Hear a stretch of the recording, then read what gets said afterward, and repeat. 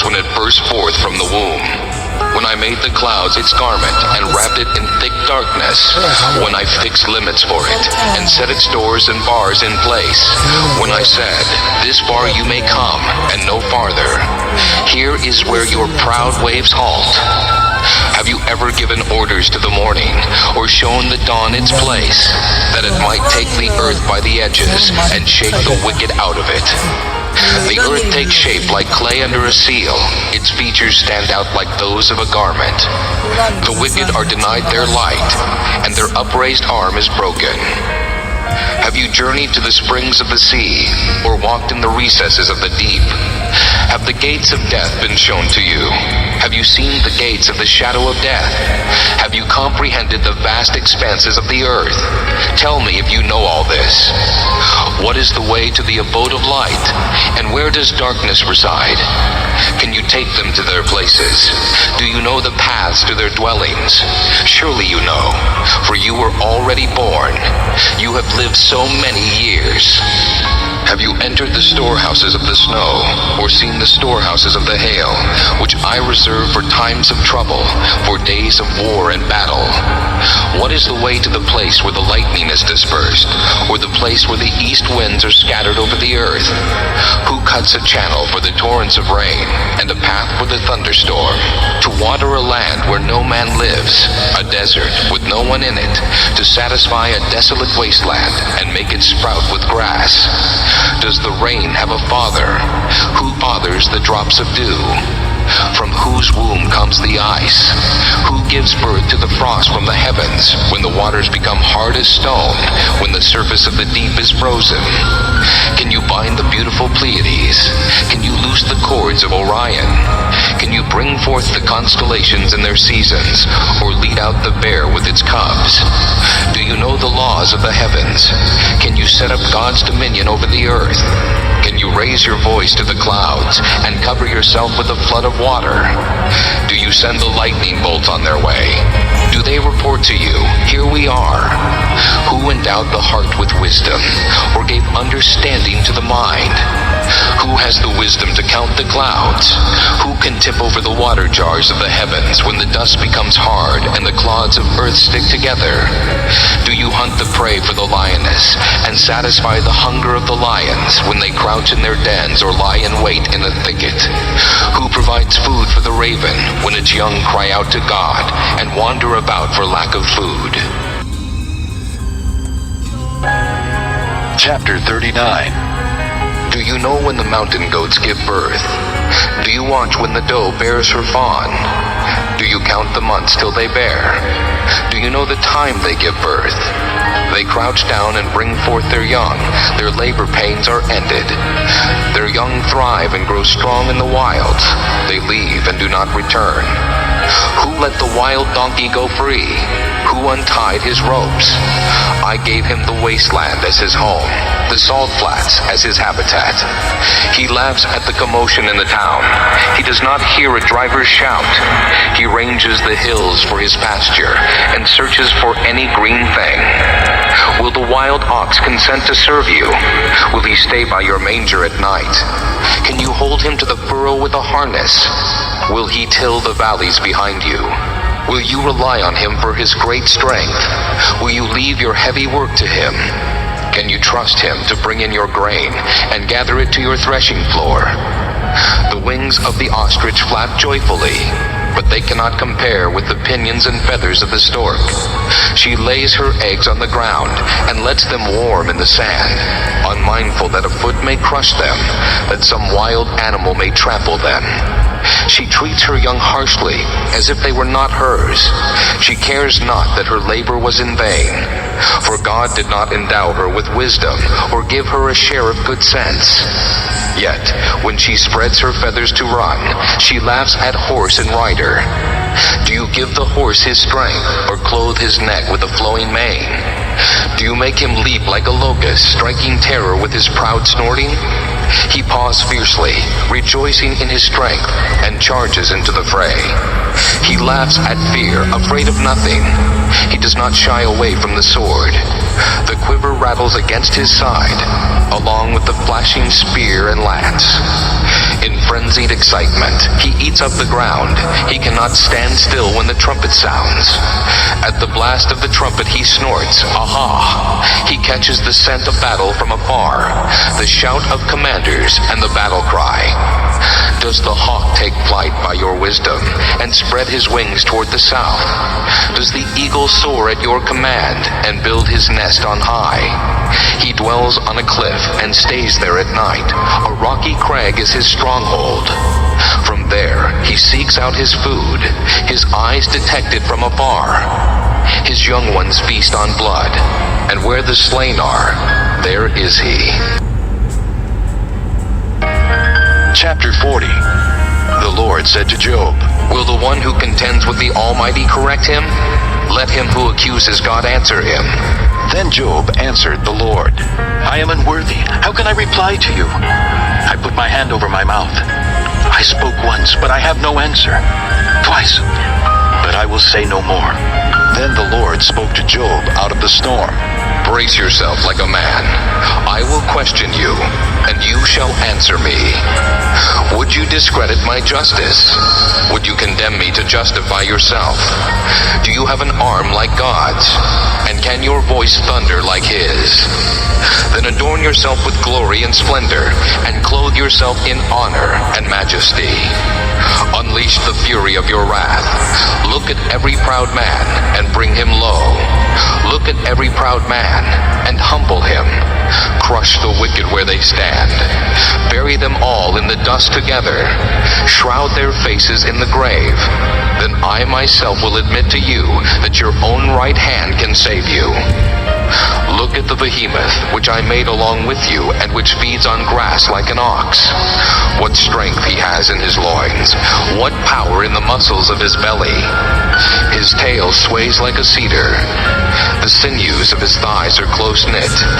His bones are tubes of bronze, his limbs like rods of iron. He ranks first among the works of God, yet his maker can approach him with his sword. The hills bring him their produce, and all the wild animals play nearby. Under the lotus plants he lies, hidden among the reeds in the marsh.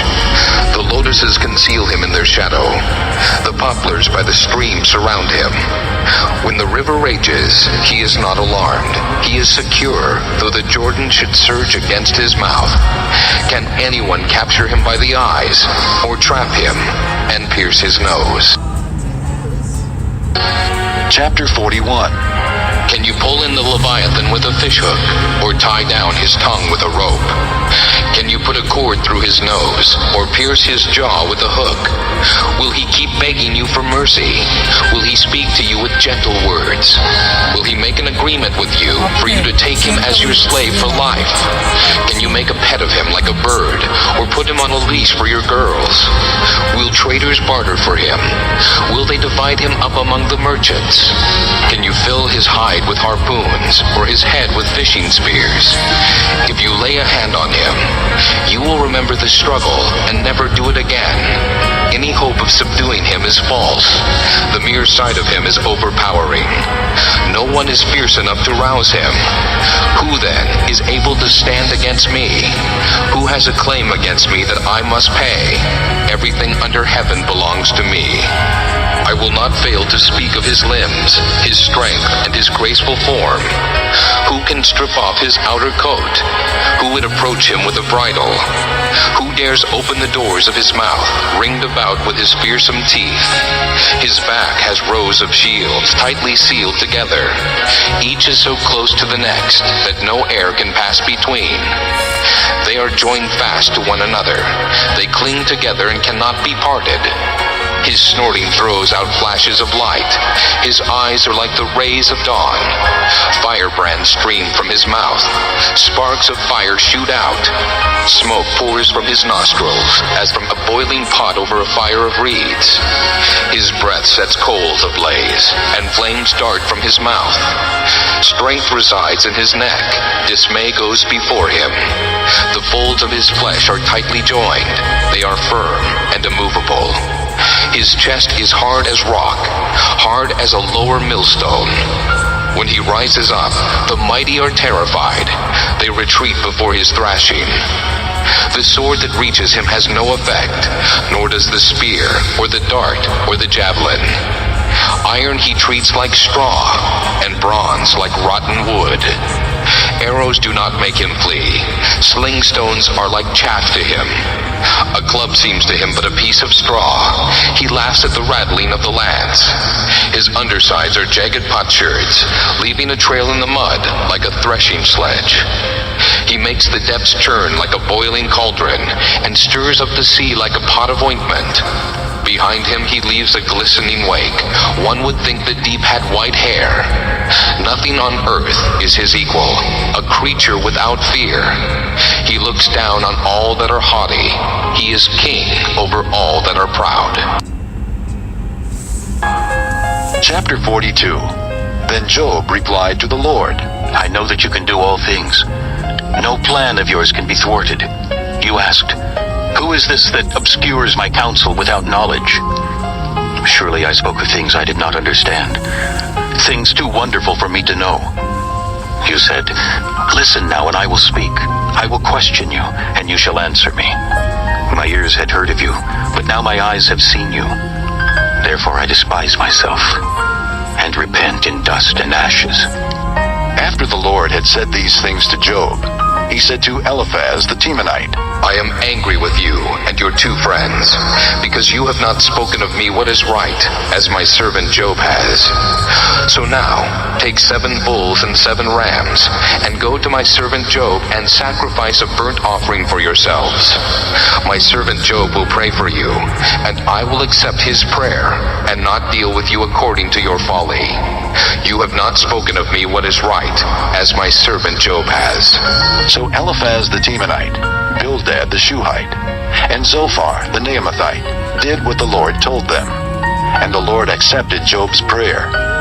After Job had prayed for his friends, the Lord made him prosperous again, and gave him twice as much as he had before. All his brothers and sisters, and everyone who had known him before, came and ate with him in his house. They comforted and consoled him over all the trouble the Lord had brought upon him, and each one gave him a piece of silver and a gold ring. The Lord blessed the latter part of Job's life more than the first. He had 14,000 sheep, 6,000 camels, 1,000 yoke of oxen, and 1,000 donkeys. And he also had 7 sons and 3 daughters. The first daughter he named Jemimah, the second Keziah, and the third Karen-Happuch. Nowhere in all the land were there found women as beautiful as Job's daughters, and their father granted them an inheritance along with their brothers. After this, Job lived 140 years. He saw his children and their children to the 4th generation, and so he died, old and full of years.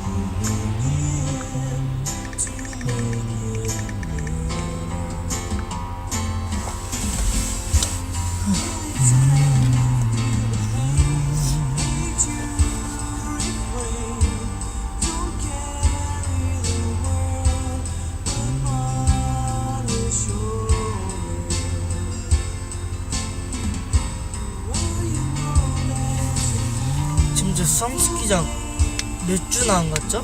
신정호? 3주? 헐. 그냥 강을 안 뱉으세요?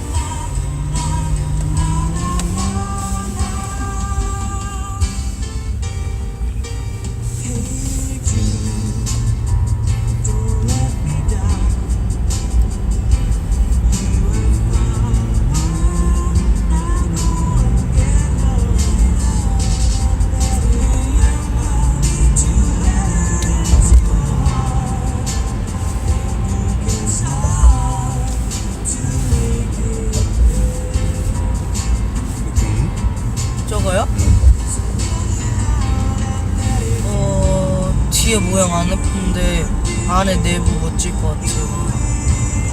뒤에는 별로 안 예뻐요.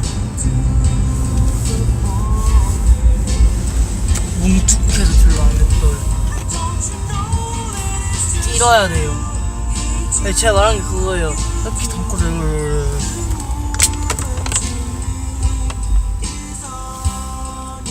저거 살라고 했었거든. 근데 까만색이 앞에요? 까만색이 없어서 안 샀어. 저기 크라이슬러인데 까만색이 없더라고. 근데 안에 내부 괜찮아요? 내부가 이거보단 별로야. 그래요? 이게 낫죠.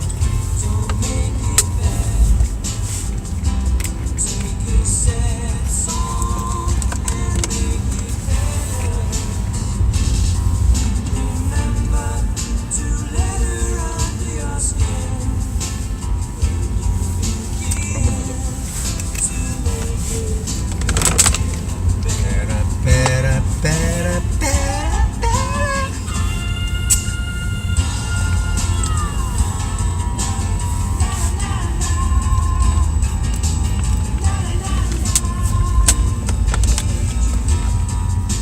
주원에는 차 바꿨을까요? 까만색 있었으면 내가 저거 샀을 텐데. 얼마였는데요? 이거 2대? 새 차라.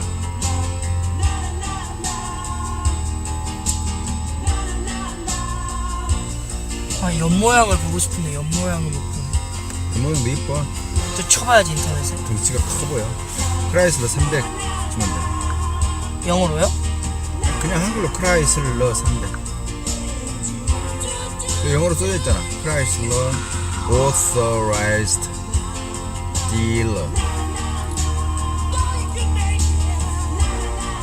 3000C 300C 300C. 잉글리시 다시 한번 말해주세요. 그냥 크라이슬러라고 써 처음에. 크라이슬러 300 숫자 나왔다. 300. 300C. 우와. 멋진데요? 이쁘게 생겼어. 약간 리무진 같이 생겼어요. 등치가 커 보여. 야, 옆모습 보여줄게.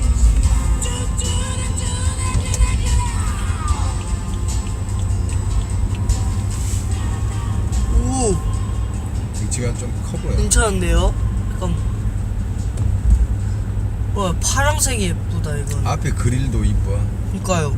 앞에 너무 넓은데요 이거? 괜찮은데요? 탱크처럼 생겼어. 네. 아이씨, 쭉 가지 왜 가다 안 가.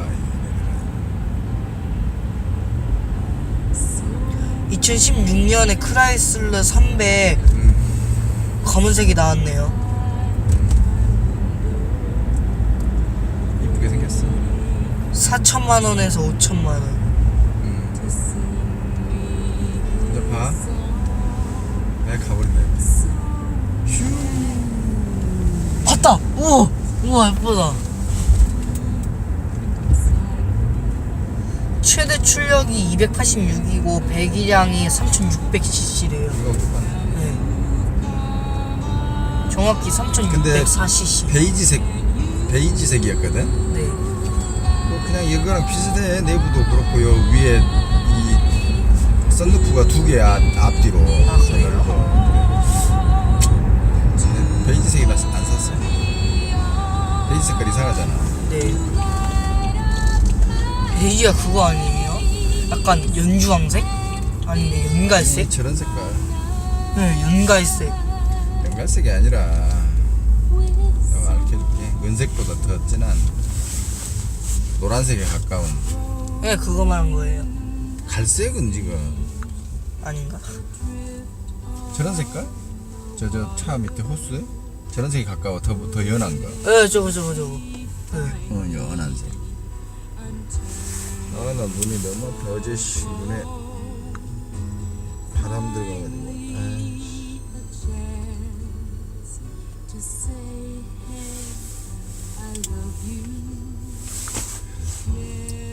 차에서 내리자마자 아빠 선글라스 꺼내라. 어디서요? 이거 바꿔끼게 어제 바꿔끼였잖아. 아 눈 아파. 그걸 큰 가방에서요?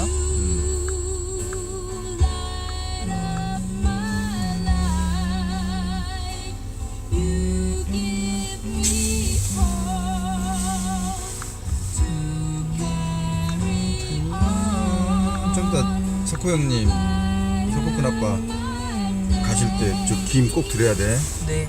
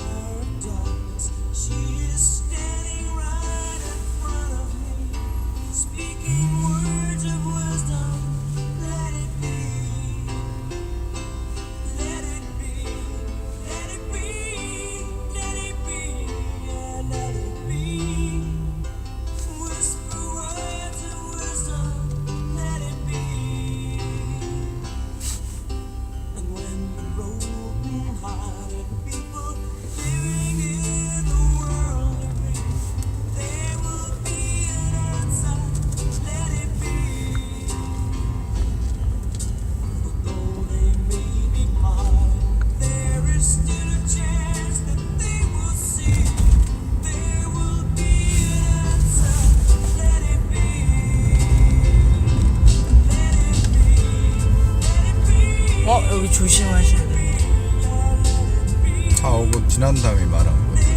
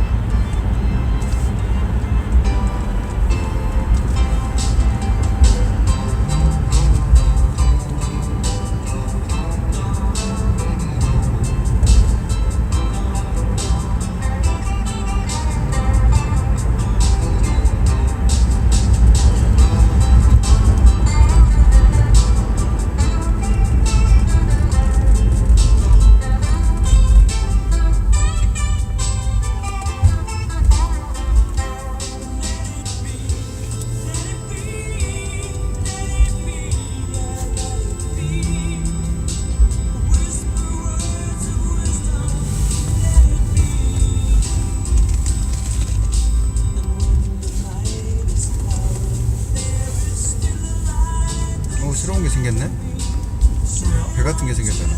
원래 있었어요? 아 그래? 네.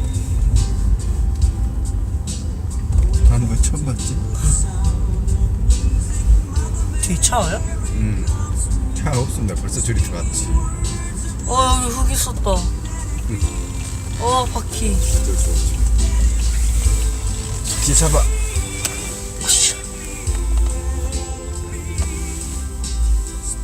안 와요.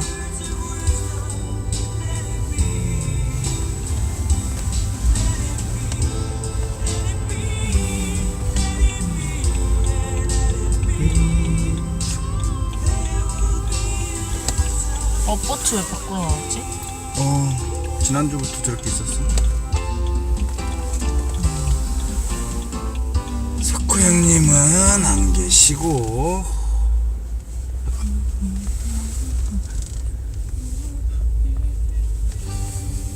오늘은 사장님이 계시네.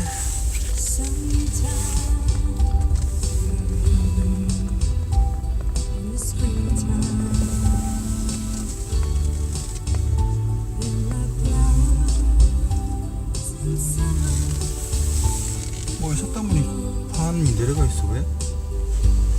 사장님 혼자서 올리기 힘드셨나봐요.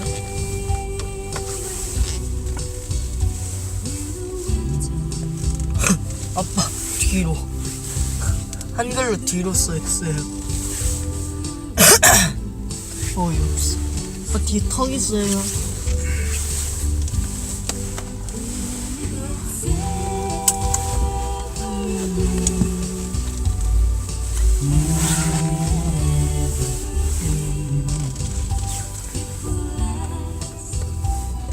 Summer and winter too.